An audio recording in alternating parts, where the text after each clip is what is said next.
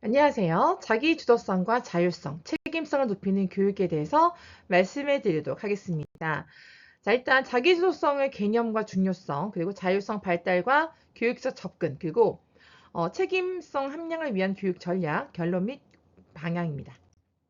자기 주도성의 정의는요, 스스로 학습 계획을 설계하고 주도적으로 실행하고요. 자기가 스스로 평가하는 능력을 가지고 있고 계속 내적으로 스스로 뭔가를 하고 싶어하고 또 계속 동기가 올라오는 거죠. 그래서 계속 뭔가를 하려고 하는 어떤 성질이 있습니다. 또 자기 주도 학습의 특징은요. 일단 학습자 중심이기 때문에 스스로 내가 뭘 하고자 한다, 내가 하고 싶어하는 것들, 공부하고 싶어하는 거 찾아보는 것이고요. 자율적으로 설계하고 계획하고 실천하는 겁니다. 그리고 또 하나는 어떤 문제가 발견됐을 때 스스로 목표를 정했기 때문에 그 목표를 이루기 위해서 이 문제를 어떻게 해결할지를 생각하고 또 찾아가는 과정이고요. 또 하나는 계속 도전하다 보니까 지속적인 성장이 있습니다. 이런 것들을 학습적이 미친 영향은요. 학습 효율성이 향상이 되고요. 창의성이 개발되고요. 자신감이 증진시켜주면서 평생 공부하는 자세가 필요하다는 평생 학습의 기반이 만들어지게 되겠습니다. 자율성 발달과 교육적 접근인데요. 일단 자율성 개념에서 에릭슨의 발달 이론이 있습니다. 자율성이란 스스로 선택하고 결정한 능력을 말하는데요.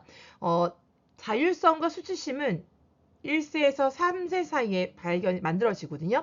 이럴 때는 어떻게 보면은 부모의 어떤 따뜻한 그런 한결같은 어떤 행동과 부모의 사랑, 그리고 또 어떻게 보면 정서적인 안정감에서 이루어질 수 있습니다. 그리고 아이를 혼자서 방치하는 것이 아니라 관심을 가져주고 또 적절하게 아이들을 케어해주면서 나름대로는 아이가 안정적인 상황에서 안정적인 어떤 정서적인 환경 속에서 자랄 수 있어야 되겠죠. 그리고 자아의 정체성 형성의 중요한 단계가 바로 이 시기이고요.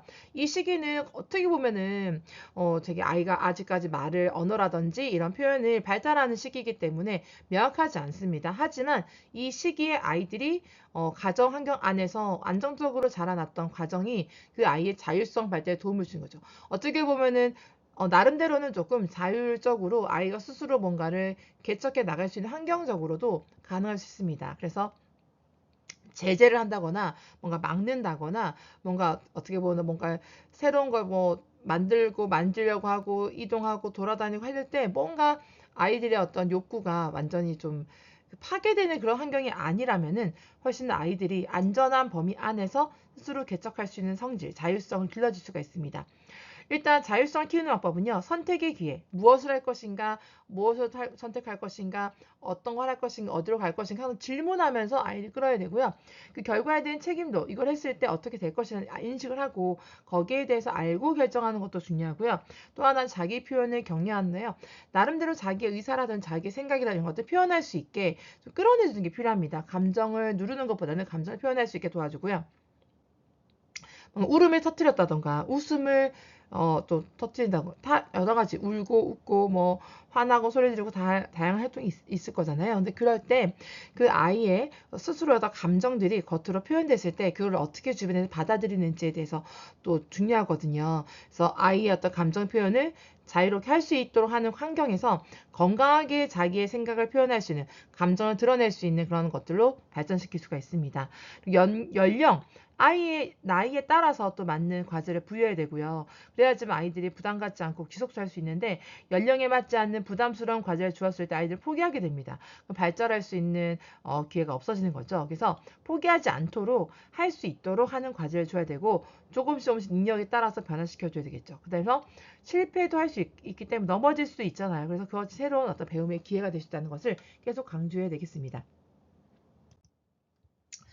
자, 책임성의 의미와 중요성인데요. 자신의 행동의 결과의 수용이고요. 내가 이걸 했으니까 그 결과에서 나왔다는 걸 인정해야 됩니다. 그리고 사회적으로도 내가 어떤 위치에 있는지 인식해야 되고요. 윤리적인 판단력이 되게 중요하기 때문에 도덕성을 잘 키워야 되고요. 신뢰를 바탕으로 해서 이루어지기 때문에 어떻게 보면 서로가 서로의 관계가 중요한 어떤 상황이 될 수 있겠습니다.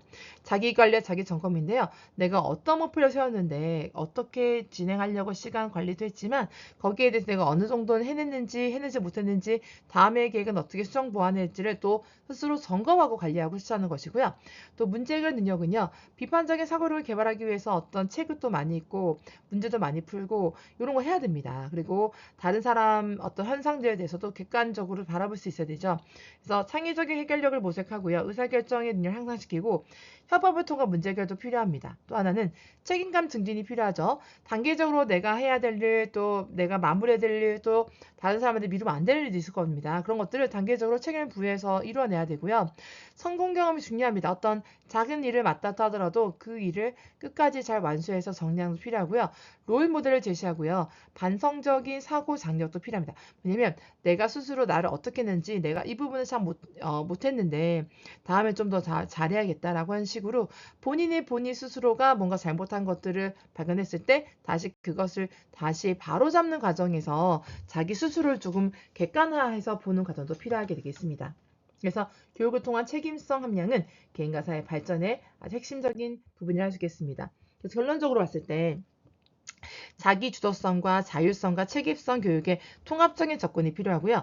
미래 교육에서 이 세 가지 요소를 균형 있게 발전시켜야 되고 개인의 성장과 사회 발전에 긍정적 영향을 미치면서 학습자 중심의 교육 환경이 조성이 돼야 됩니다. 그리고 또 하나는 교사와 학부모의 지원과 격려가 필수적이죠. 칭찬해주고 인정해주고 지지해주는 겁니다.